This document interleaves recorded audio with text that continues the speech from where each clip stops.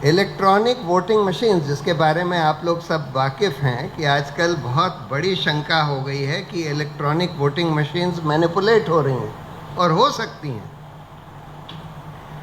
और इसलिए बहुत बड़ी ये डिमांड आ रही है, बहुत सारे लोगों की डिमांड आ रही है। सारी ऑपोजिशन पार्टीज़ ने डिमांड करा है कि भाई अब वोट जो है ईवीएम के ज़रिए ना हो और या तो पेपर बैलेट के ज़रिए हो, या कम से कम जो वीवीपैट की जो पर्ची होती है लोगों के हाथ में दे दी जाए, जिससे कि वो बैलेट बॉक्स में डाल दें और उसकी काउंटिंग करी जाए। क्योंकि हमने इसका काफ़ी अध्ययन किया, हम लोगों की पिटिशन भी पेंडिंग है सुप्रीम कोर्ट में, काफ़ी दिन से पेंडिंग है, उस पर बस डेट पर डेट पड़ती जा रही है। अब उन्होंने डेट 20 मार्च की लगा दी है, यानी कि चुनाव के बिल्कुल नज़दीक पहुंच रहे हैं हम लोग। लेकिन उस पर अभी तक सुप्रीम कोर्ट ने कोई ऐसा रुख नहीं दिखाया है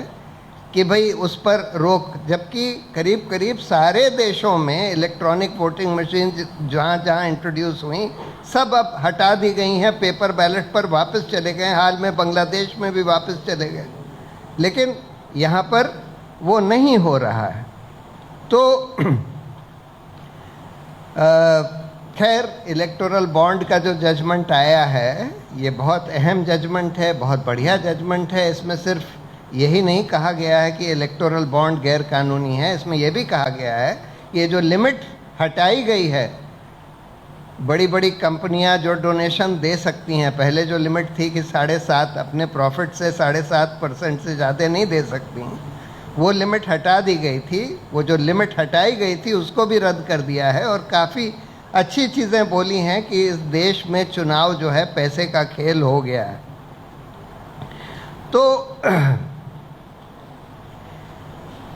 ये भी एक, मैं इसको एक अपवाद मानता हूँ, लेकिन हर बार हम ये अपेक्षा करते हैं कि भाई देखिए, अब तो शायद, अब तो हम होप करते हैं कि सुप्रीम कोर्ट सुधर जाएगा, जुडिशरी सुधर जाएगी, क्योंकि हाल में हमको ये दिख रहा था कि भाई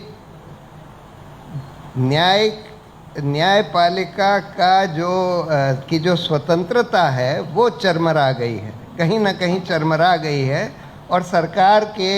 इशारों पर ही ये भी काम करने लगी है।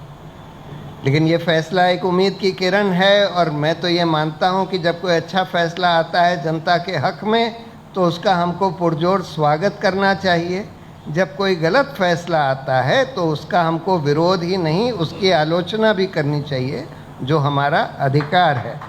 और तभी